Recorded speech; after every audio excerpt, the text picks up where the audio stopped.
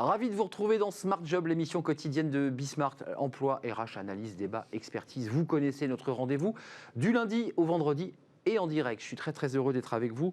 Bien dans son job, on va s'intéresser à un sujet important, les gestes qui sauvent à l'intérieur des entreprises.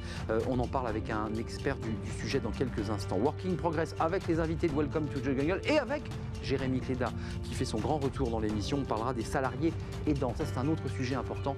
Le temps consacré à un parent, un grand-parent, on y reviendra dans quelques instants. Et dans le cercle RH, eh bien, notre débat quotidien, on va s'intéresser aux chasseurs de tête. Bah oui, on en parle beaucoup, ces chasseurs de tête. Ils sont secrets, ils chassent dans l'ombre et ils recrutent des dirigeants, des PDG, ceux qui pilotent des entreprises.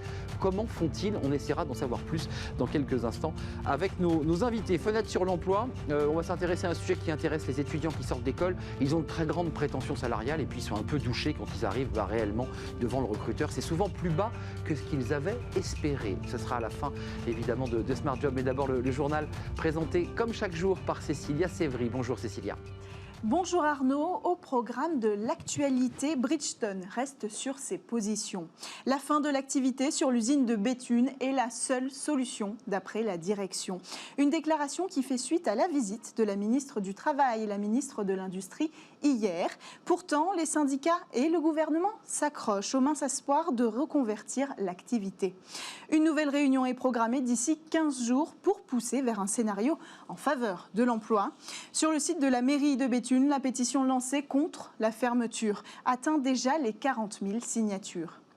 Et puis un sujet en amène un autre, celui de la reconversion professionnelle vers les secteurs porteurs. Et le MEDEF n'en démord pas, les moyens mis en œuvre par le gouvernement sont insuffisants.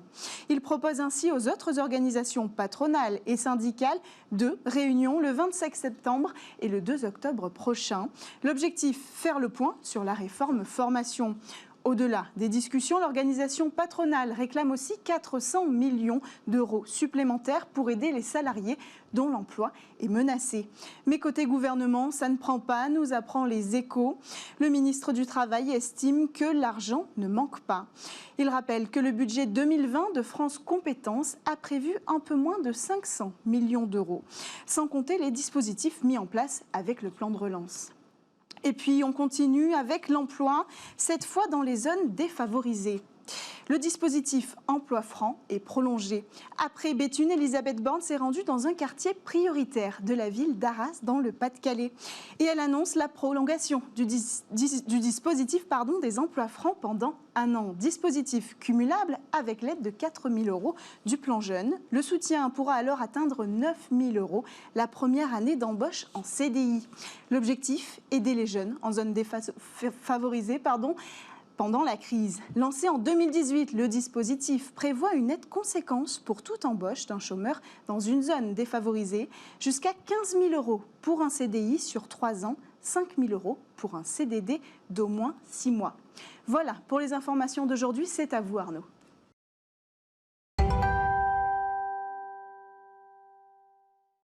Bien dans son job, notre première rubrique de l'émission Smart Job, on s'intéresse à un sujet éminemment sérieux, ce sont les gestes qui sauvent. Alors à la plage, en vacances, mais aussi dans l'entreprise, il faut en parler. C'est un sujet éminemment sérieux. Pierre Sabin, vous êtes le cofondateur de l'application Salvoom. Avant de parler de l'application, le contexte général de votre implication dans ce sujet, c'est-à-dire dire aux salariés, vous pouvez sauver un collègue qui a un AVC, vous pouvez sauver quelqu'un qui est en train de tomber à côté, parce que c'est de ça dont il est question. J'ai lu que c'est parce que vous étiez, vous, à titre personnel, vous l'aviez vécu dans votre chair. Oui, bonjour, merci de me recevoir pour parler de ce sujet qui me tient effectivement à cœur. C'est personnel. Tout à fait. Mon père a fait 2 malaises cardiaques, le premier quand j'avais 4 ans, et il a eu la chance de le faire au travail. Il travaillait à la gare, il se sentait mal, et c'est son médecin du travail qui lui a dit « tu fais un infarctus, direction l'hôpital ». Et le deuxième malaise, il a fait dans la rue, il est tombé à côté d'un médecin. Mais dans la vie, par chance, voilà, tout le monde n'a pas la chance de faire ses malaises cardiaques à côté d'un médecin chaque fois. Et quand j'avais une quinzaine d'années, avec mes cousins, on s'est rendu compte que les jeunes de notre âge n'avaient pas de formation secourisme, n'avaient aucune notion. Alors que nous, Ça a changé depuis. Hein, oui, ça a changé effectivement depuis et l'éducation nationale s'est bien investie. Mais à l'époque, eh bien, il n'y avait quasiment rien qui était fait et on ne trouvait pas normal que nous, à 15-16 ans, on connaissait des gestes qui sauvent et que même des adultes n'avaient pas connaissance de ces gestes. On a fait un premier jeu dans les années 90 pour éduquer les enfants au secourisme. Et plus tard, quand on a pu développer des jeux vidéo un peu comme Salvom, c'est là que nous sommes lancés pour atteindre la cible des adultes. Alors, deux informations importantes. Il y a une loi dont le décret a été publié le 4 juillet, donc c'est tout frais, qui crée un statut, évidemment, du sauveteur. Ça n'existait pas. Et puis, il y a 27% des Français, ça c'est intéressant, et qui donne évidemment des perspectives pour Salvoum, qui ont suivi cette formation de prévention et secours, malgré les efforts de l'éducation nationale, malgré le fait qu'à l'école primaire, par exemple, on commence déjà à apprendre aux enfants les premiers gestes. Concrètement, elle va changer quoi cette loi? Et est-ce qu'elle vous aide, elle vous accompagne dans votre démarche chez Salvoum? Alors oui, de toute façon, on prend tous les petits pas. Ce qui est important, c'est de voir que la France a un énorme retard par rapport à d'autres pays où il y a des obligations plus strictes et des actions plus nombreuses, hein, notamment dans les pays nordiques où on atteint 95% de la population formée au secourisme, alors qu'en France, on est à peu près à 50% de gens qui sont allés vers vers une initiation, comme vous en parlez tout à l'heure. Mais dans les faits, il n'y a que 20% des personnes vraiment formées qui ont suivi une vraie formation au secourisme. Mais ce qui est important de remarquer, c'est que parmi les gens qui sont formés, très peu sont capables d'agir. Et une enquête de l'Académie de médecine avait interrogé des gens qui sortaient de formation. On est un peu... Et on ne sait pas quoi faire, en fait. Voilà. Hein. Et 1 sur 4 disait, tout de suite après la formation, je ne me sens pas capable d'agir. C'est ça. Donc on est en dessous des 5% de personnes à agir. Et ce qu'il faut savoir également, c'est qu'au bout de 6 mois, on a oublié la moitié des choses. Donc il faut mettre dans les moments de la vie des formations au secourisme. D'où votre application très concrète. C'est concret, hein, c'est une appli qui permet évidemment de faire des piqûres de rappel, parce qu'on a tous eu une petite formation et objectivement, la position latérale, on s'en souvient plus très bien, on ne sait plus très bien où mettre le bras, comment on relève la jambe. Quels sont les conseils pratiques? Parce que ceux qui nous regardent vont d'abord être intéressés par votre appli, j'en suis sûr. Qu'est-ce qu'on doit faire urgemment? Quelqu'un s'effondre, qu'est-ce qu'on fait? La première chose, c'est de s'approcher de la victime et de vérifier sa conscience. Donc on va le solliciter en lui prenant la main, lui posant des questions. Si la personne ne réagit pas, on va vérifier sa respiration.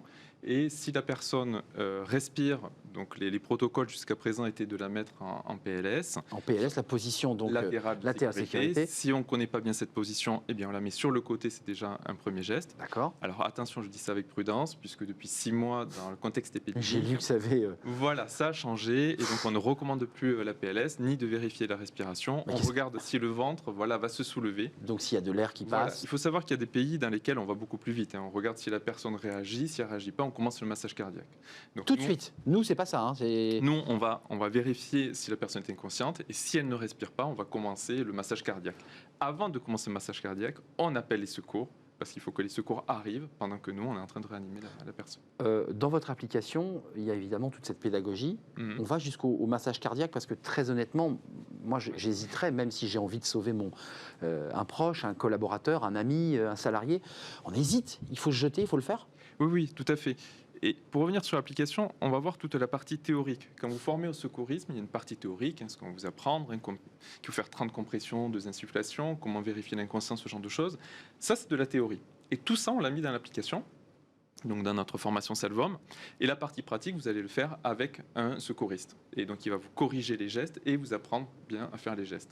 Et comme je disais, non, il ne faut pas hésiter. Et justement, quand on parlait de la loi, dans certains pays, il y a des lois qui protègent les personnes qui vont agir, qu'on appelle la loi du Samaritain. C'est ce qu'on a essayé de faire en France, pour donner un cadre juridique aux personnes qui vont porter secours. Et de toute manière... Elles auraient un brassard, elles auraient une carte qui dirait je suis un Samaritain. Non, mais voilà. Ça veut dire qu'on sait qu'elle est habilitée à le faire, quoi. Voilà, mais là, aujourd'hui, tout citoyen peut aller porter secours, et dès qu'il porte secours, il représente un peu les secours. Mais attention, si vous ne portez pas secours, il y avait déjà une loi. C'est l'article 40. Et c'est non-assistance à personne en danger. Exactement. Ouais. Juste, il nous reste peu de temps, mais On a eu les défibrillateurs. Est-ce que cette question-là, vous l'intégrez chez Salvoum? Parce qu'on l'a vu dans les salles de sport, on l'a vu dans les lieux publics, on l'a vu chez des commerçants. Est-ce que l'entreprise est dans l'obligation d'installer un défibrillateur? Alors, pas toutes les entreprises. Et donc, ça n'aurait pas forcément beaucoup de sens que toutes les entreprises aient un défibrillateur. Nous-mêmes, on est hébergés dans un bâtiment où il y a une dizaine d'entreprises. Il suffit qu'il y ait un défibrillateur dans le bâtiment. Collectif. Et qu'il soit bien entretenu, surtout, pour qu'on puisse y avoir accès facilement. Après, il y a des obligations pour les bâtiments, les établissements qui reçoivent du public. Sportif. Là où il y a des obligations.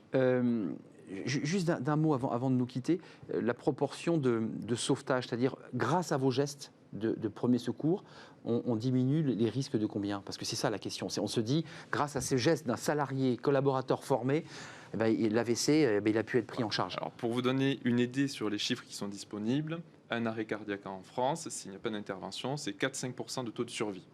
On va monter à 20%, 20-30% avec un massage cardiaque et on dépassera les 40%. Ce chiffre, je pensais que c'était bien supérieur. C'est 4 à 5% si on n'est pas pris en charge. Oui, c'est très faible. Et il faut savoir que lors d'un arrêt cardiaque, il y a quasiment tout le temps un témoin à côté. C'est très rare. Il y a souvent un témoin, mais qui se retrouve démuni, impuissant, ne voulant pas faire le mauvais geste. Salvoum, donc c'est une application qu'on télécharge évidemment pour être concret, et qui va vous prendre en main, en charge, pour faire de la prévention. Et par ailleurs, il y a quand même le volet accompagnement avec un secouriste, un homme, un vrai. Voilà, donc en fait, les formations qui sont dans l'application sont prises en charge par les mutuelles, les assurances ou votre employeur. Et ça peut être pris en charge dans le cadre des formations professionnelles. Et dans l'application, gratuitement, vous avez la géolocalisation et l'alerte au secours en un clic. Et il y a une personne qui a été sauvée dans les bois grâce à notre application, puisque dans les bois, on ne peut pas très bien dire où on était. En appuyant sur notre application, elle a pu être géolocalisée et les secours ont pu la retrouver. Le bouton rouge sur Salvoum, je ne sais pas s'il est rouge d'ailleurs, mais on appuie. Il n'est pas rouge, mais on le déclenche facilement. Exactement. Salvoum, voilà, une application qui peut vous sauver la vie et c'est pris en charge, on vient de l'entendre, par les institutions sanitaires. Merci Pierre Sabin, vous êtes le cofondateur de cette application. Merci d'être venu bien dans son job. La suite de nos programmes Working Progress, on va rester un peu dans le sujet d'ailleurs, on s'intéresse aux aidants, des salariés qui doivent évidemment prendre sur leur temps de travail pour aller à la rencontre d'un proche qui est malade. On en parle, c'est Working Progress, c'est tout de suite.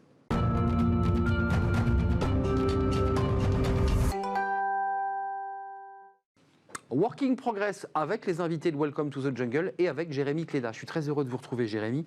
Vous nous avez manqué, vous êtes parti depuis un certain temps. Trop longtemps. J'espère que vous allez mieux. Oui, merci, c'est gentil. Je voulais vous poser la question parce que vous avez été Covidé, vous avez été touché par ce Covid.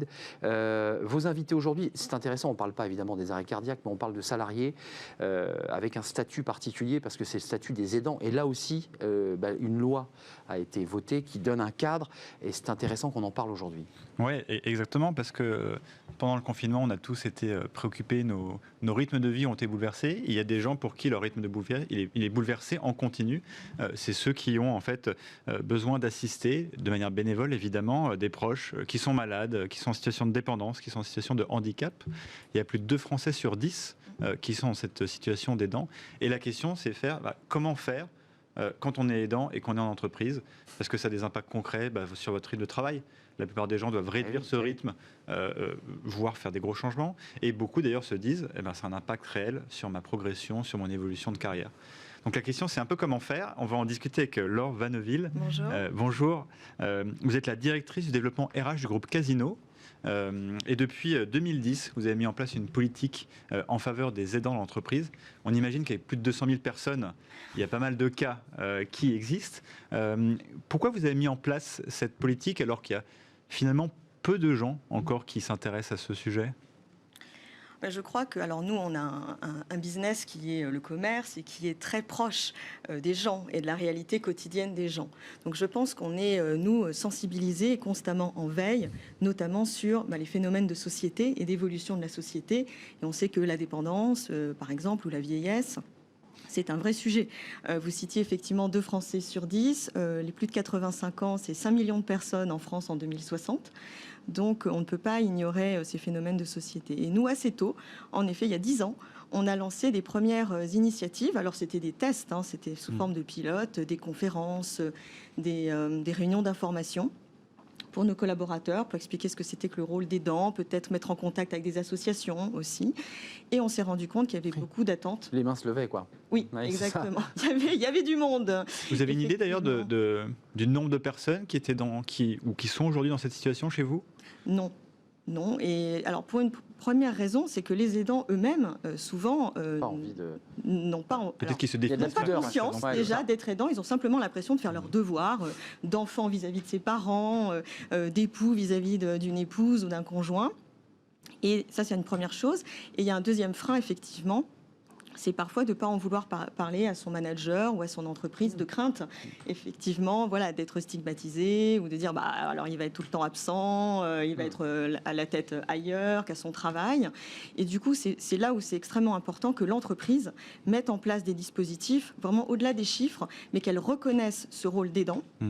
Qu'elle mette en place des dispositifs, qu'elle montre aussi aux salariés, qu'elle sensibilise le management pour que les salariés puissent effectivement lever la main et demander Ouais, sans l'aide. avoir honte. Exactement. Ouais. Et sans avoir de crainte quant aux impacts sur rémunération et carrière.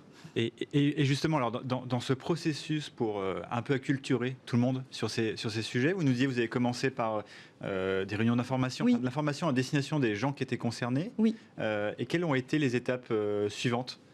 Sensibiliser les managers, la direction peut-être aussi, comment faire? Eh bien, on a surtout lancé un grand programme qui s'appelle Aidons les aidants, effectivement, et on a fait un accord avec les organisations syndicales pour mettre en place un congé. Donc, effectivement, dès 2012, donc bien avant la loi de 2019 que vous citiez en introduction. Et l'idée, c'est de permettre aux collaborateurs du groupe de donner des jours. L'employeur, enfin Casino, en donne autant. Et ça constitue un fonds solidaire dans lequel, effectivement, les collaborateurs qui en font la demande Peuvent chercher des jours dedans. peuvent chercher des jours, avoir du temps supplémentaire Ouais, c'est pour mener à bien des démarches administratives, juridiques ou simplement accompagner. Oui, c'est de la solidarité intergroupe, Et voilà, intersalariés. on est là pour encourager un élan solidaire entre nos salariés. Combien de jours vous avez là en caisse? Plusieurs centaines. Voilà. Alors après, ça grossit d'année en année. C'est encourageant, les chiffres grossissent, effectivement. Et ça permet à un collaborateur de prendre jusqu'à 12 jours par an. En plus, évidemment, En plus, des congés évidemment. évidemment légaux. 12 jours, Exactement. il faut qu'il puisse le justifier. Excusez-moi d'être un peu concret, mais est-ce qu'il doit apporter un papier? Ah. Parce que... Non, mais excusez-moi, parce Oui, que c'est vrai que vous avez certains se raison. disent j'ai 12 jours. Il faut quand même qu'ils apportent la preuve que leur mamie, que leur père est en difficulté. Alors, on essaye de ne pas effectivement les contraindre dans des démarches administratives lourdes parce qu'ils ont déjà à faire face à beaucoup de démarches. Il y a une simple lettre avec en général des justificatifs très simples adressés aux ressources humaines permet en quelques jours, parce qu'il y a aussi souvent des Mais situations débloquer très d'urgence, vite. Ouais. de débloquer les jours assez rapidement. Vous le disiez, un problème fondamental, et d'ailleurs on l'a vu quand vous posez la question à ces personnes aidantes, la question numéro 1, c'est comment je vais gérer ça et ça va avoir un vrai impact sur ma carrière professionnelle. Comment on peut faire justement pour éviter que ça ait un impact sur votre développement, sur votre progression dans une entreprise, dans une équipe? Comment on peut faire en fait pour résoudre ça au mieux? C'est ça que c'est pas évident. Effectivement, alors je crois que le point majeur, c'est vraiment la sensibilisation des managers. C'est-à-dire que si vous savez qu'effectivement votre manager de proximité, dans sa gestion quotidienne d'équipe, va le faire avec équité, et c'est-à-dire est sensibilisé et sait que l'entreprise s'engage aux côtés de son salarié, il va effectivement prendre en compte cette situation. Donc là, ça peut être toute la communication qu'on fait autour de nos dispositifs et de montrer au manager l'importance d'être... Lui-même concerné, Lui-même. excusez-moi, lui-même peut être aussi concerné également. un jour ou un autre par une Exactement. situation personnelle. Exactement. Et d'ailleurs, j'en profite parce que je savais qu'on en parlait ce matin, j'en parlais avec quelqu'un de ma propre entreprise qui est dans ce cas-là, et qui me disait aussi, en fait, est-ce que ça ne rejoint pas tout ce débat qu'on a aujourd'hui en entreprise sur le rapport au temps, le rapport à l'espace?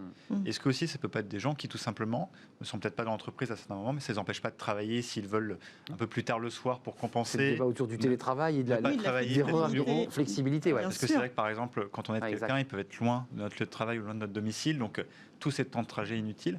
Est-ce que finalement ça s'insère pas un peu dans ce grand débat qu'on a en ce moment? Tout à fait. Et puis nous, d'un point de vue concret RH, c'est une des briques d'une politique plus large de conciliation des temps de vie, effectivement, dans lequel rentrent des actions comme le déploiement du télétravail, notamment, effectivement.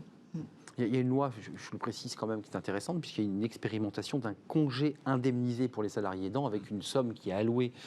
Vous la soutenez parce qu'on voit bien que vous avez un caractère précurseur chez Casino. Il y a cette caisse collective. Oui. Là, cette loi, c'est différent, c'est de dire à un salarié, vous pouvez prendre, alors avec un obol, c'est vrai qu'il y a eu un débat sur le montant qui est très faible, mais vous pouvez partir longtemps. Vous y souscrivez ou pas? Vous êtes plutôt sur l'idée d'une solidarité inter-entreprise, inter-salarié dans l'entreprise? À la fois, effectivement, sur ce volet solidarité, mais aussi avec ce système de jours, la possibilité de maintenir la rémunération aussi qui semble importante, parce que aidant, c'est aussi parfois être impacté financièrement. Il faut aller faire les courses, il faut organiser la maison. Oui, effectivement, voilà, il y a les services à domicile, etc. Donc, nous, c'est très important pour nous, voilà, d'avoir fait ce nombre de jours qui permet de maintenir un salaire à 100%. Alors, peut-être pour finir, une question. C'est vrai que vous avez commencé à vous attaquer au sujet très tôt, il y a 10 ans. Aujourd'hui, comment convaincre d'autres entreprises, et notamment par exemple d'entreprises de votre magnitude, à s'intéresser au sujet et aller peut-être un peu au-delà d'ailleurs de ce qui est proposé dans les dernières lois? Alors c'est vrai qu'il y a 10 ans, on se sentait un peu seul quand on a commencé à prendre l'initiative. Aujourd'hui, heureusement, on parle de plus en plus du sujet, notamment voilà, dans les médias. Et on se sent moins seul. On commence à partager avec des entreprises, pas forcément des grandes entreprises, mais aussi voilà, des plus petites. Et on essaye, nous aussi, à notre niveau, via des institutionnels ou des associations, de partager aussi les bonnes pratiques. Mais effectivement, c'est un sujet qui commence à émerger. Il y a la journée nationale dans quelques jours. Voilà, ce sera une belle occasion, effectivement, de communiquer, nous, en interne, mais aussi plus largement. Oui, puis l'Assemblée nationale s'en est emparée. C'est-à-dire qu'il y a quand même une volonté de donner un cadre à ces personnes qui sont souvent livrées à elles-mêmes dans des situations assez douloureuses. Et en silence, effectivement, qu'elles n'osent pas exprimer. Et donc l'enjeu, on l'a compris aussi, c'est la relation au manager. Faire en sorte que voilà, on lâche du lest et qu'on puisse être dans la compréhension et dans la bienveillance, parce que c'est de ça dont il est question. Tout à fait. Merci Laure Van Neufville, vous êtes directrice du développement RH dans le groupe Casino, précurseur sur cette question des aidants. Merci d'être venu dans Working Progress avec Jérémy Cléda. Tout de suite, c'est Travailler demain. Vous allez voir, on n'est pas très loin du sujet.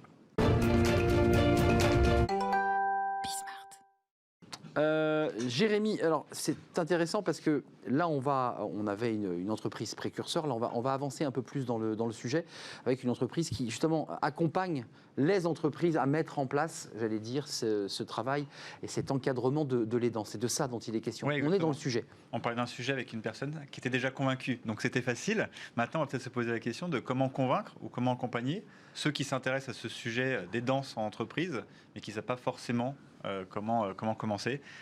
Bonjour Gabriel Gay, c'est votre sujet, du coup, avec Interfacia, vous accompagnez les entreprises dans la mise en place de ces politiques globales d'aidance en entreprise.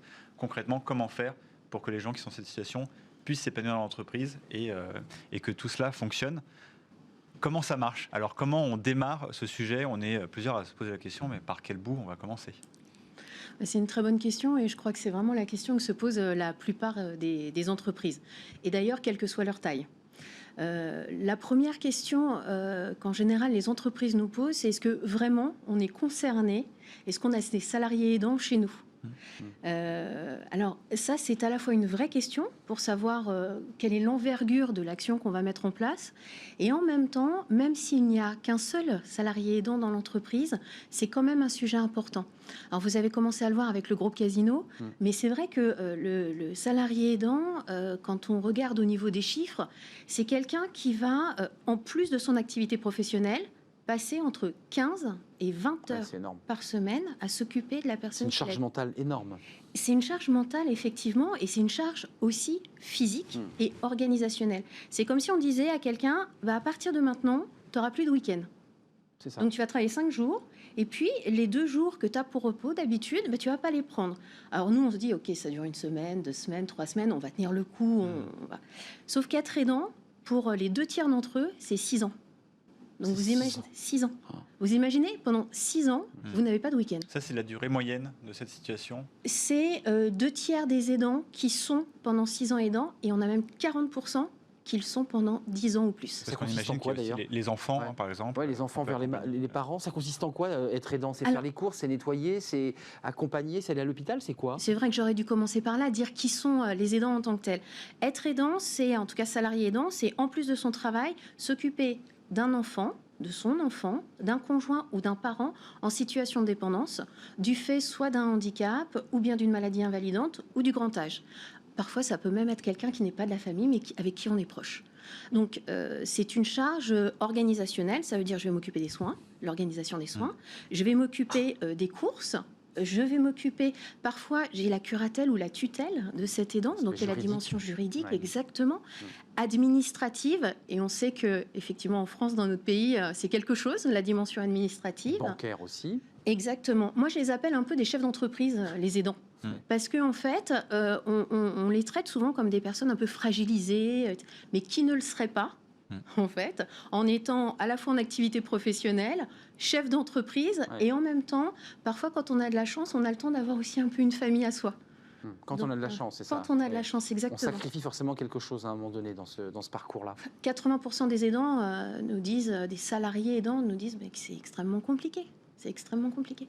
Et vous d'ailleurs, Gabriel, pourquoi vous êtes emparé de ce sujet? Parce qu'évidemment, c'est un sujet qui est extrêmement difficile et en plus, on imagine qu'il faut de la force de conviction pour aller inciter les entreprises à s'emparer de tout ça. Alors, Pardon. Voilà, d'où vient un peu cet engagement? C'est souvent personnel, non? Oui, j'ai à la fois une conviction personnelle parce que j'ai vu ma maman être aidante de ma grand-mère pendant des années. Et puis après, au niveau professionnel, j'ai un client, un grand assureur, qui pendant des années m'a confié avec mon équipe l'organisation de son appel à projet d'aide aux aidants. Et quand on a Vous étudié êtes rentré dans le sujet comme ça. Ouais. complètement, et quand on a étudié l'ensemble du champ des possibles d'accompagnement des aidants, on s'est rendu compte, excusez-moi pour la familiarité de l'expression, mais qu'il y avait des trous dans la raquette sur la conciliation des temps de vie Oui. professionnelle et vie d'aidant. Du coup, là, j'ai eu la chance d'être accompagnée par BPI France et je leur ai dit, voilà, il faut aller creuser la question, il n'y a pas de solution adaptée, même s'il y a déjà des gens qui faisaient quelque chose, hein, mais il n'y a pas de solution véritablement adaptée et donc il faut qu'on aille voir ce qui se passe. Et donc, j'ai mobilisé des salariés aidants, collègues d'aidants, managers d'aidants, dirigeants d'entreprise, DRH et même quelques institutionnels et on a travaillé pendant plusieurs mois. Et en regardant, en faisant ce travail, en fait, on s'est rendu compte que travailler sur la problématique des salariés aidants, c'était qu'une partie de la problématique de l'aidance. Bien sûr. Et il fallait, les entreprises ont dit, mais nous, on a une problématique de management de Bah oui, l'aidance. c'est sûr. Et ça revient au début de votre question, c'est comment on fait pour rentrer, pour être sensibilisé au sujet. Oui, comment les convaincre, ouais. En Exactement. quelques mots. Eh ben, les convaincre, c'est de dire simplement, c'est une problématique non seulement sociale, on l'a vu, mais c'est aussi une problématique de performance des équipes. Managérial, ouais. Voilà, quand on manage pas les danses, il y a une problématique de performance de travail. Et puis, en même temps, il y a la performance globale budgétaire de l'entreprise qui, elle aussi, est sacrifiée. Aujourd'hui, les estimations sont à 6 milliards de coûts pour les entreprises en France. Il y a de quoi se saisir du sujet quand même. Oui. Interfacia, c'est votre création, votre entreprise Oui. et j'allais dire presque votre passion que vous portez. Merci Gabriel Gaye d'être venu dans Travailler demain, rubrique Working Progress avec Jérémy Clédac que je retrouve demain, si tout va bien. Vous êtes là demain, jeudi. Oui. Eh ben voilà, vous nous faites déjà faux bon. Exactement. Voilà, c'est Mathieu Amaré qu'on retrouve demain, j'en suis sûr. Merci à vous, Jérémy. Merci à vous. Tout de suite, c'est la suite de nos programmes. On va s'intéresser. Alors, on quitte les danses. On parle d'un sujet un petit peu secret, qui parle d'emploi, évidemment, les chasseurs de tête. Ben oui, vous êtes un dirigeant, vous êtes un haut cadre, et on dit souvent j'ai été chassé. Tout ça est très secret, très, très opaque. Qui sont-ils? Quel est le métier de chasseur de tête? Quel est l'état du marché aujourd'hui après cette crise Covid? Eh bien, on en parle tout de suite avec mes invités. Avant, évidemment, cette courte pause, on les retrouve juste après. Restez avec nous.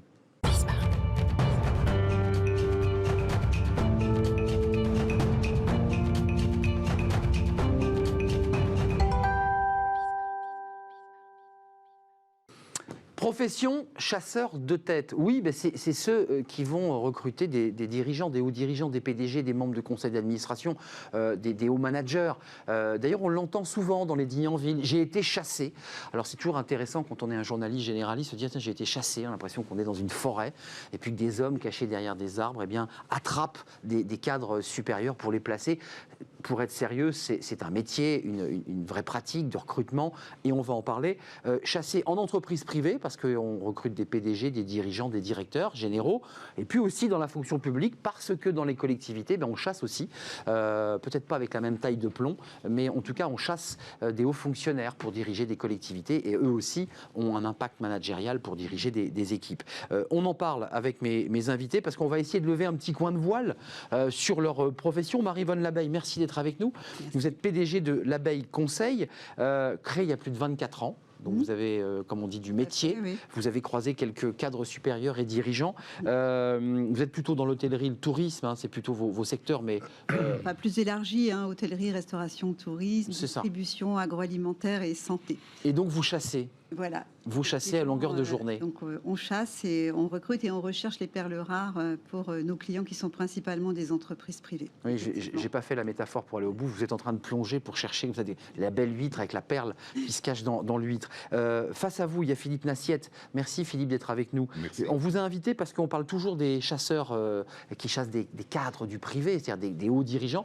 Mais vous êtes, vous, un chasseur de tête pour la haute fonction publique. Absolument. Avec une saisonnalité, c'est-à-dire qu'on en avait parlé, vous dirigez la société Light Consultant avec un S, une belle structure qui a été créée il y a longtemps elle aussi. Il y a 30 ans, ouais. Il y a 30 ans, et vous avez, j'allais dire, la main sur ces hauts dirigeants, de présidents de département, enfin directeurs généraux Ouais. des services. Les présidents, c'est pas nous qui Les présidents, c'est les élus, c'est la démocratie. Oui. En tout cas, vous allez nous en parler dans quelques instants, parce qu'il y a aussi une volonté de faire bouger les lignes dans la fonction publique et d'y mettre justement peut-être du management plus opérationnel. On y reviendra avec vous. Et puis Julien Fournaise est là, à mes côtés, directeur associé du cabinet Palicao. Alors vous avez un parcours, vous, chez Michael Page, qui est évidemment très très connu, un long parcours déjà dans cette structure, puis vous avez créé votre cabinet. D'abord, à tour de rôle, Marie-Vonne peut-être, Oui. chasseur de tête, quand on vous présente, vous dites quoi? Je fais du recrutement ou vous dites je suis chasseur de tête?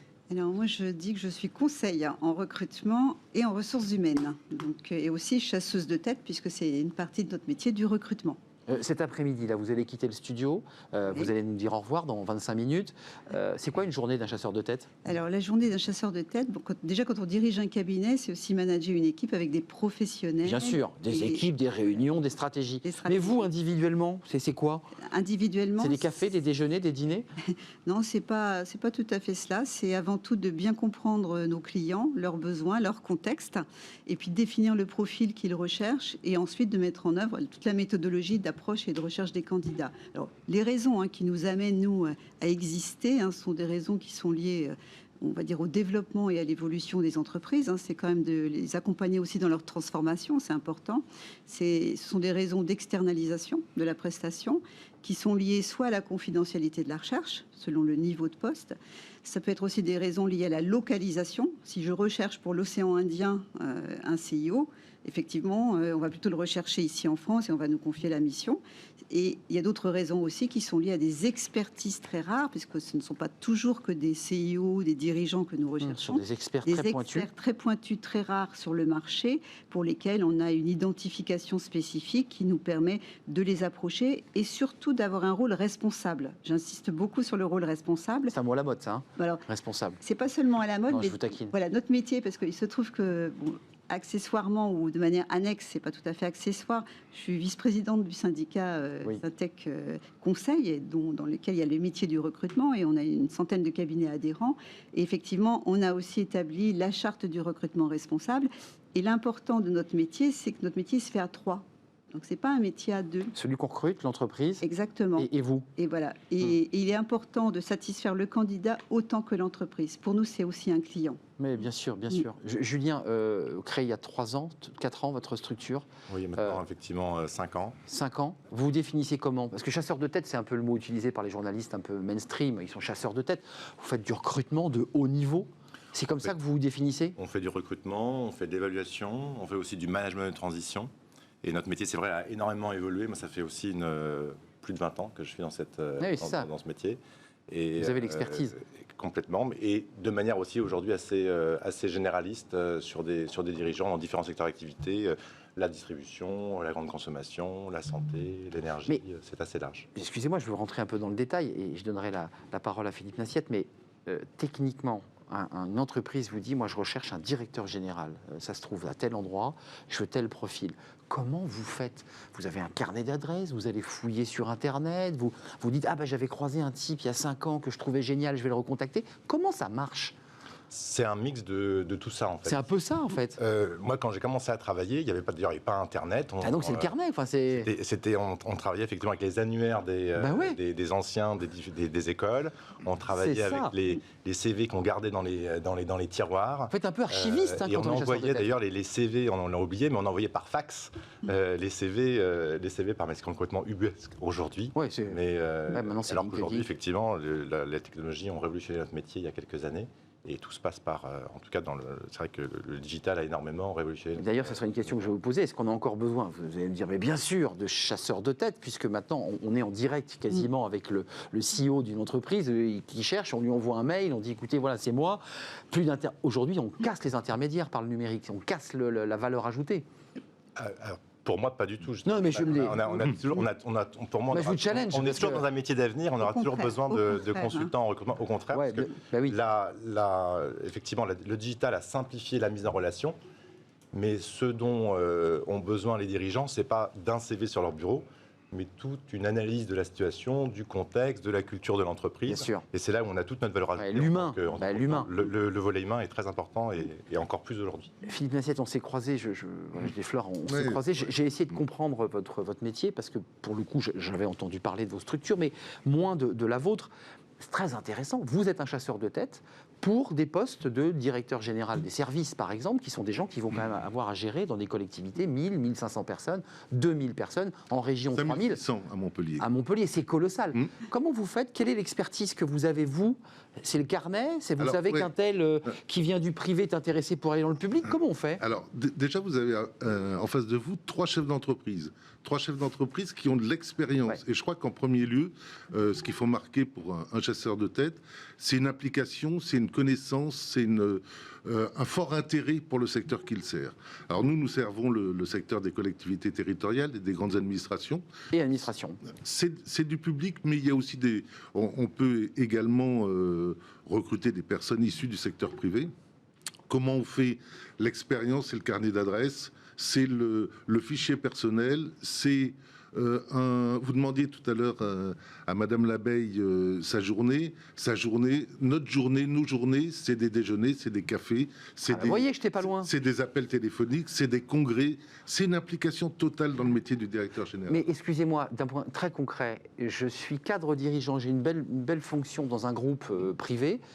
Comment vous allez réussir à me convaincre de devenir directeur général des services où vous me dites globalement, ça avance pas trop, j'ai un problème d'organisation, il va falloir que peut-être éventuellement tu changes toutes les modes d'organisation. Enfin, c'est pas motivant pour le type qui se présente. Il va vous dire, mais non, mais je suis bien où je suis. Oui, on est 3. On a une relation à 3, c'est-à-dire un client, un candidat et nous. Comme Marie-Vonne Labeille, vous avez cette stratégie. Oui, on a un cahier des charges aussi, un donneur d'ordre qui va nous indiquer également quel est le profil. Non pas il nous cadre, mais il va nous indiquer quel est le profil qu'il souhaite. Profil 35 ans, plutôt venant du privé. On affine l'âge, on affine... Je ne rentrerai pas dans le problème de l'âge, c'est un élément discriminant. Donc on ne va pas là-dedans. Même si lui nous le dit, on ne va pas rentrer là-dedans. À nous de trouver la meilleure personne dans les gens que l'on connaît ou de la trouver si elle ne fait pas partie de nos carnets d'adresses à travers notre prospection, notre démarche, nos réseaux. Excusez-moi, pour être concret pour ceux qui nous regardent, vous prenez votre téléphone, vous avez trouvé la perle rare, vous êtes descendu très très profondément, vous l'avez vu cette perle, vous passez un coup de fil, vous dites bonjour, je suis le cabinet Intel, je veux vous rencontrer, donc le monsieur comprend très bien de quoi il s'agit. S'il vous dit oui, quoi, vous avez déjà fait 50% du chemin? Quand on est impliqué dans le secteur... C'est une date? Quand on est impliqué dans le secteur, on connaît déjà la personne et la personne nous connaît. C'est ça. Donc vous êtes identifié dans le milieu, et lorsque je repose ma question pour vous aussi, quand la personne vous dit « D'accord, j'accepte le café, j'accepte ce déjeuner », vous dites à moi de jouer, parce qu'il y a quand même une grande partie de votre touch, votre énergie personnelle, non? Ça joue, ça? Votre personnalité? Oui, et puis moi je rajouterais pas, on est avant tout chasseurs de compétences, donc les compétences elles sont définies et on va les rechercher. Après on est chasseurs ou chasseuses de comportement aussi, qui va être en adéquation donc avec le dirigeant, avec son responsable hiérarchique, avec ses Donc il faut bien apprendre à le connaître. Donc il faut apprendre à le connaître. Et donc on va pas forcément prendre simplement un café, on va aussi l'inviter en rendez-vous chez nous dans nos cabinets. Pour voir. pour Vous le testez là, en faire fait. connaissance. Et puis, on a aussi un rôle important pour vendre, entre guillemets, et bien présenter Mais oui, la recherche de notre client. Parce que vous travaillez parfois pour des entreprises qui ne sont pas super attractives, c'est ça. qui ne sont pas visibles de l'extérieur et qu'il faut faire comprendre aux candidats. C'est Et vrai. c'est ce partage-là qui va être vertueux, effectivement, quand ça se rencontre. Vous me faites la transition. J'avais fait il y a longtemps un magazine pour une autre chaîne où je m'étais intéressé aux chasseurs de tête déjà à l'époque. Et ce chasseur de tête que je ne citerai pas me disait on allait même jusqu'à, pour des postes très importants de PDG, jusqu'à caster l'épouse, son niveau d'anglais, sa capacité à être en représentation, quasiment, je dirais, l'environnement familial. On va jusque-là quand on chasse sur des postes élevés et importants. On prend soin aussi de regarder comment se comporte l'épouse dans un dîner, comment le niveau d'anglais se situe, comment les soft skills, c'est-à-dire les passions, le golf, la chasse, la voile, la pétanque, je ne sais pas. Comment ça marche ? Sur les passions, sur les Oui. centres d'intérêt, sur les cercles de relations. La vie personnelle. Oui. Moi, personnellement, j'avoue, sur l'épouse, jamais. J'ai jamais été jusque-là. Mais ça peut arriver. Quand on est en représentation, enfin, il y a quand même Alors moi, des postes... j'ai une demande hier, effectivement, dans un recrutement stratégique de direction générale. La présidence a demandé à ce qu'au final, effectivement, on puisse rencontrer l'épouse, parce Voyez. qu'elle va avoir un rôle de représentation Eh oui. auprès de son mari. Et quand on est notamment en expatriation, on Oui. mesure Absolument. l'investissement familial et personnel du candidat, et on doit éviter de lui faire prendre des risques sur un plan personnel. Et on n'a pas envie, en tout cas, d'être caution d'histoires malheureuses, et ça pourrait arriver malgré nous. Mais Ça peut arriver. Hein. Mais c'est vrai que y a pas de... le choix d'une personne sur un poste clé qui va entraîner sa vie professionnelle peut aussi entraîner sa vie privée. Et uniquement dans ces conditions-là, il peut y avoir. C'est très rare qu'on ait à rencontrer la famille ou l'épouse. Mais c'est important. Mais c'est de s'assurer que le projet est un projet de famille quand il y a un gros déplacement, notamment sur l'international. Puis je leur dis, le recruté représente une marque, donc une image, et il est aussi porteur de l'image de la marque, de la structure qu'il va intégrer. Donc c'est sérieux quand même, en relation avec des ambassades, avec des autorités parfois politiques. Donc il faut être... Julien ? Non, je suis d'accord. Et aujourd'hui, même à tous les niveaux, on s'aperçoit que la décision du conjoint ou de la conjointe est extrêmement importante dans la décision finale du candidat. Et c'est une question d'ailleurs que souvent on pose assez en amont dans le processus de recrutement, parce que c'est un des facteurs qui peut être bloquant au final.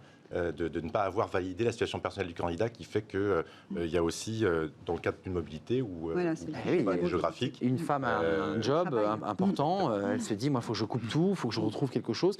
Il y a une saisonnalité, je le disais tout à l'heure, parce que, évidemment, vous êtes au gré des élections, c'est-à-dire qu'à chaque changement, c'est le shadow cabinet s'en va, il faut retrouver un directeur général des services, puisque c'est un nouveau président.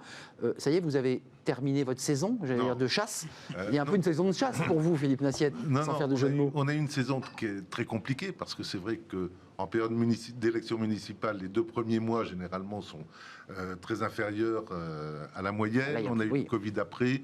On a terminé à fin mai, on était à moins 60%, je crois, par rapport à l'année précédente. Terrible. On remonte parce qu'effectivement, Là, il y a des besoins. Là. Depuis le 1er juin, nos commandes ont explosé. On est au niveau du mercato, on estime avec le président du syndicat des directeurs généraux à 70% le changement de directeur général. 70%. 70% dans les 18 mois qui suivent les élections. C'est ça. Donc là, vous avez 1 année et demie pour replacer. On a les 2 tiers des personnes qui vont bouger pendant le. Donc là, vous êtes en activité à la fois de recherche de profils, et puis de récupérer auprès des nouveaux présidents de départements, de régions et d'institutions métropoles, j'imagine. L'année prochaine. Ça, les régions, c'est l'année prochaine. Département, région, l'année prochaine. Donc là, pour l'instant, c'est de côté. Vous êtes focus sur les municipales et les postes de de chef de cab, de DIRCAB. Chef de cab, DIRCAB, directeurs généraux adjoints, directeurs de service. Il y a des départs en retraite, il y a un mouvement aussi qui existe. Mais nous, dans notre secteur, je voulais insister simplement sur... C'est un tout petit secteur. Oui, c'est une niche. C'est une niche, il y a 18 régions, il y a une centaine de départements, il y a 300-400 villes de plus de 20 000 habitants.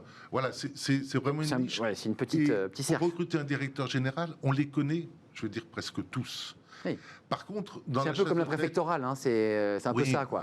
Par contre, dans la chasse de tête, on a aussi de la chasse sur des cadres experts, techniciens spécifiques dans un domaine important. Où là, on ne les connaît pas forcément, et là, il faut aller chasser, et l'opération est très complexe. Oui, tous les métiers du développement durable, du bâti, c'est vrai que c'est des sujets aujourd'hui qui sont porteurs. Ou de l'ingénierie aussi. Et de l'ingénierie, bien sûr.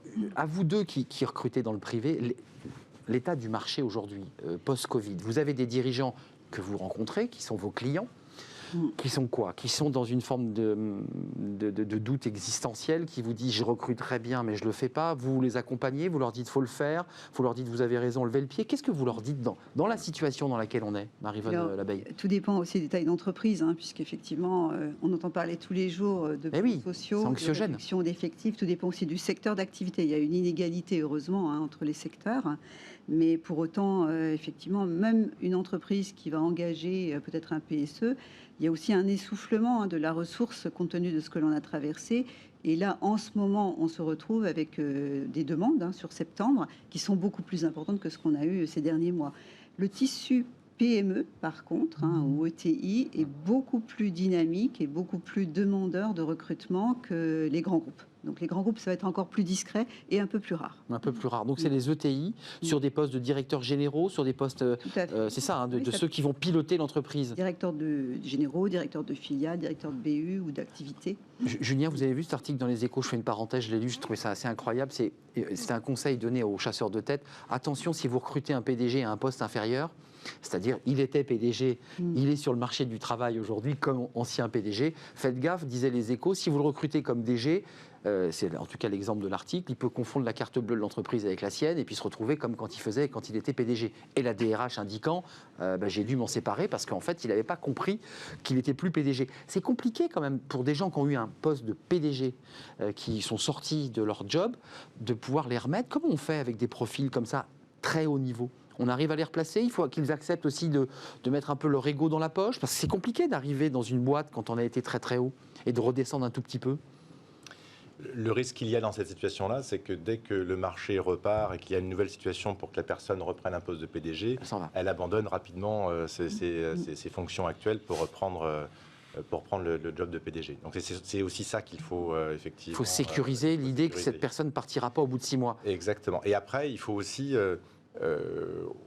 il faut bien clarifier la situation avec le candidat et l'entreprise auparavant. C'est vrai que la situation de, quelque part, de dégrader le dirigeant c'est ça, oui, c'est une forme est très délicate. Il faut vraiment que toutes les parties aient conscience de la situation. Mais ça repart, Julien, là, parce que l'état du marché, vos clients vous disent, nous, pour l'instant, on ne s'engage pas, on garde ce qu'on a, ou on veut changer, tout changer, parce que le monde a tellement été bouleversé qu'on veut d'autres profils. Je partage en fait la vision de Marie-Vonne sur le sujet. On a, en schématisant un petit peu, des très grandes entreprises qui sont plutôt attentistes, voire qui ont gelé leur recrutement. Et puis par contre, on a un tissu de PME énorme de France entière qui continue à avoir des problématiques de recrutement, de développement, et qui ont besoin de cadres, pas uniquement d'ailleurs de cadres dirigeants, mais d'ailleurs de cadres à tous les niveaux, également sur la partie middle management. Et commercialement, par exemple. Et commercialement, bien pour sûr. Développer. Moi, je reviendrai sur votre réflexion sur le PDG qui... Mais oui, c'est la dégradation, c'est le terme. Et en fait, avant tout, quelqu'un qui a été PDG, c'est pas simplement statutaire avec la carte bleue qui va avec. C'était l'exemple de l'article. Je pense que c'est de plus en plus rare aujourd'hui. C'est avant tout un entrepreneur qui prend des risques et qui sait ce que ça veut dire de prendre des risques quand on vient de traverser le temps de tempête là, et qui n'est pas fini.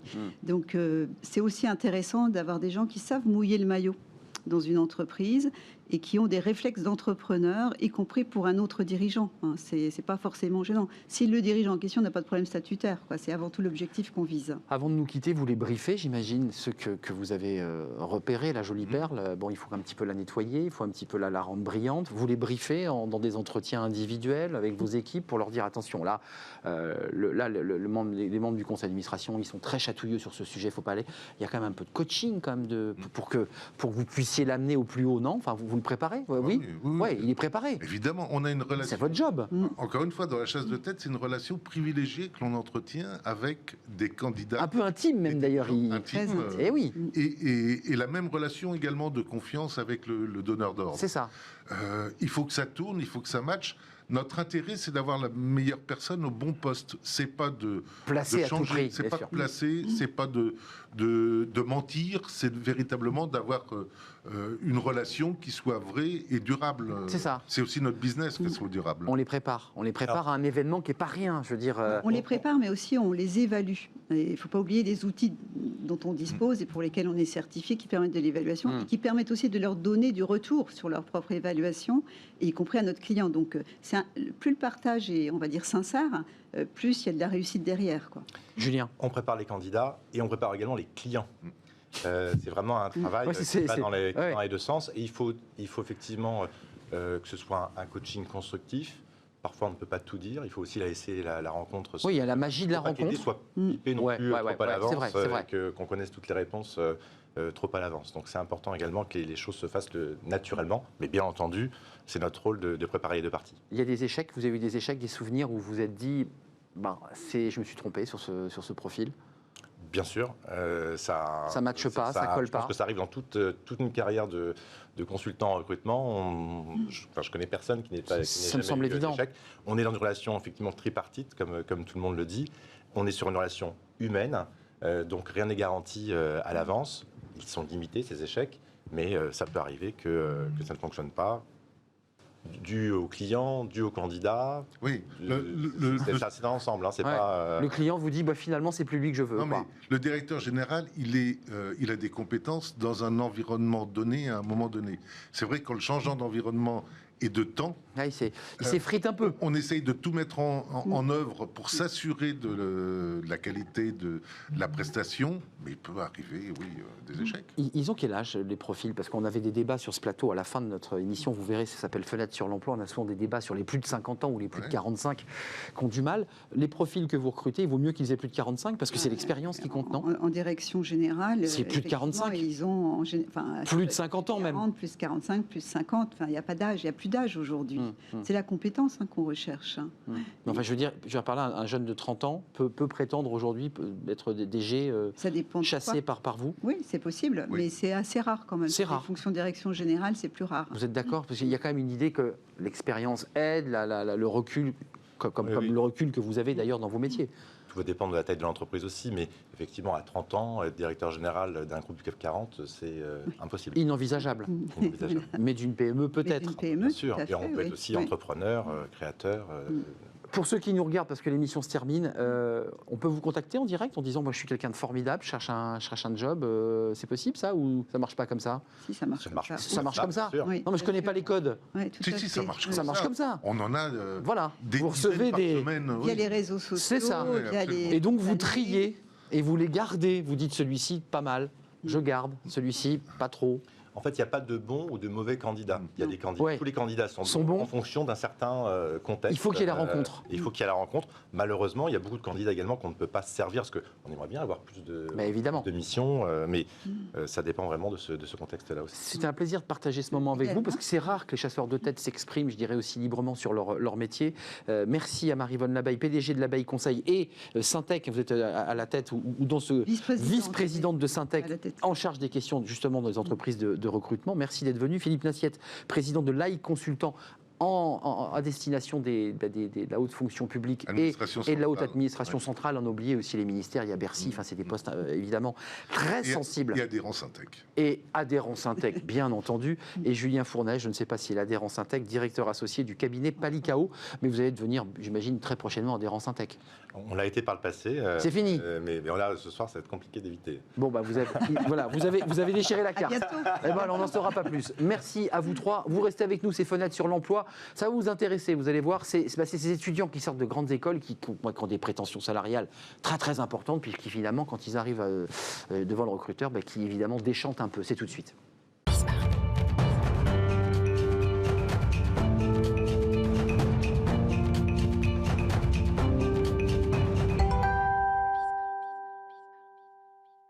Fenêtre sur l'emploi, voilà, c'est intéressant. Amélie Favre-Guittet, je suis très très heureux d'être avec vous, comme chaque semaine d'ailleurs. Talent management, vous savez, j'ai pas dit boost, il n'y avait pas ce mot terrible. C'est intéressant le sujet dont vous nous emparez parce que on a beaucoup parlé des jeunes, vous vous en occupez, mais aussi des plus de 45. Là, on parle de ces jeunes. Ils sortent d'écoles de commerce, souvent assez prestigieuses. Peut-être que leurs professeurs leur ont un peu survendu leur sortie d'école. Mais c'est vrai que les prétentions salariales qu'ils ont sont parfois un peu en déphase et il y a des écarts. C'est ça, hein? Oui, tout à fait. Surtout dans les grandes écoles de commerce, les femmes ont tendance à aspirer à avoir un salaire de 45 000 euros, tandis que les hommes... En brut, hein? En brut, oui, on parle en annuel brut. En premier salaire. Oui, en premier salaire, ils aspirent à ça, tandis que les hommes aspirent plutôt à 51 000 euros. Donc déjà, il y a un écart, on n'aspire pas aux mêmes choses. Ça peut se comprendre, parce que les femmes ont plutôt tendance à aller faire les métiers des médias, de l'environnement, de la communication, et donc du coup... Ça remonte à loin, c'est leur orientation de base. Oui. On n'envoie pas forcément les femmes vers les métiers techniques, de consulting, de l'industrie. Donc forcément, c'est des métiers qui payent peut-être un petit peu mieux. Et donc les métiers dédiés aux médias, à la com, payent moins. Donc forcément, quand les femmes y vont, elles démarrent déjà avec un petit quelque chose en moins. Amélie, le salaire moyen, le salaire médian, ça c'est une source, on va voir le chiffre, en moyenne, c'est 34 920 000 euros bruts annuels en sortie d'école, hors prime, parce qu'il peut y avoir aussi des postes de commerciaux où on a des primes ou de l'intéressement. C'est quand même plus faible que ce que vous nous indiquez, 51-45, on est à 34. Parce que les aspirations et le réel. Mais en sortie d'école, on aspire à avoir en moyenne, c'est 49 000 euros pour hommes-femmes si on fait la moyenne. Ça, c'est ce qu'ils rêvent. Mais dans la réalité, les femmes... Ou ce qu'on leur fait rêver. Ou ce qu'on leur fait rêver. Mais dans la réalité, les femmes ont en moyenne 34 000 euros de salaire à la sortie et les hommes sont plutôt autour de 38 000. Donc toujours un écart. Moindre, mais il y a toujours un écart. J'ai vu qu'il y avait une progression quand même de 9%. C'est-à-dire que globalement, les désirs avaient encore progressé de 9%, mais en même temps, est-ce dire que la réalité a progressé de 9%? Je ne crois pas. Qu'est-ce qu'on doit dire? Parce que votre métier, c'est le recrutement. Ce jeune qui sort d'école, qui est évidemment ripolliné de la marque de l'école, il la porte comme ça en bandoulière et il est persuadé qu'il est attendu. En fait, il découvre qu'il ne l'est pas. C'est compliqué dans la relation avec le recruteur, ça? C'est compliqué, mais on arrive un peu sûr de soi, puis tout d'un coup, ça retombe, quoi. Il y a aussi la responsabilité tant de l'école que de l'étudiant. C'est-à-dire, à un moment donné, il faut un peu se renseigner sur la réalité économique. Il faut aller un peu interroger justement des gens qui font ces métiers pour savoir combien ils sont payés, comment ça se passe, les évolutions possibles, et pas juste regarder les jolies vidéos où on vous vend des emplois formidables à vie. Il y a le rapport annuel de l'Observatoire qui souligne que les critères du salaire n'est pas forcément le plus important pour les étudiants. Alors, on parle du salaire, évidemment, mais c'est vrai qu'on découvre sur ce plateau qu'il y a des étudiants, c'est la marque employeur, c'est la façon dont la qualité de vie, c'est les horaires de travail. Est-ce que c'est une nouveauté, ça? Parce qu'à une époque, les cadres, dans les années 80, c'était salaire, prime, boulot. La nouvelle génération, mais aujourd'hui, on peut avoir des gens à 20 ans, à 40 et à 55 ans qui ont aussi envie de travailler leur qualité de vie, de l'améliorer. Donc en fait, c'est plus dans l'air du temps, c'est pas une question d'âge, mais c'est plus une évolution un petit peu de la manière de travailler. Aujourd'hui, la qualité de vie est importante. Donc Amélie, il y a la négociation salaire, mais il y a aussi tous les à côté sur lesquels les étudiants des grandes écoles vont essayer de peser, évidemment. Et nous, on travaille là-dessus, du coup. On les forme, on a lancé des formations justement pour apprendre à négocier le premier salaire. Le premier salaire, c'est toujours la chose la plus difficile. Oui. Surtout si on le négocie mal au démarrage. Ça part mal. C'est très compliqué de rattraper le retard qu'on a pris au début. Avec toujours cet écart de salaire, je dirais comme une forme de déterminisme entre les hommes et les femmes, parce qu'elles ont des secteurs d'activité moins rémunérateurs. Puis elles n'ont pas cette facilité à négocier. Donc. Un homme, quand on lui annonce un salaire, il va négocier plus. La femme a tendance à accepter le salaire. C'est ça, une forme de plus de soumission, et le garçon va tenter... ça, c'est l'histoire de notre éducation. On va changer ça. Et vous êtes là pour le faire d'ailleurs chez Talent Management. Merci Amélie d'être venue sur notre plateau pour nous éclairer aussi sur attention, ne soyez pas trop gourmand, pour le dire un petit peu directement. Merci à vous d'avoir terminé l'émission avec moi, mes deux chasseurs de tête préférés. Demain, on se retrouve évidemment pour de nouvelles aventures, de nouvelles rencontres, de nouveaux débats. Merci aux équipes techniques et Fanny Griesmer. Et puis d'ici là, portez-vous bien, puis restez fidèles au programme de Bismart. Bye bye, à demain.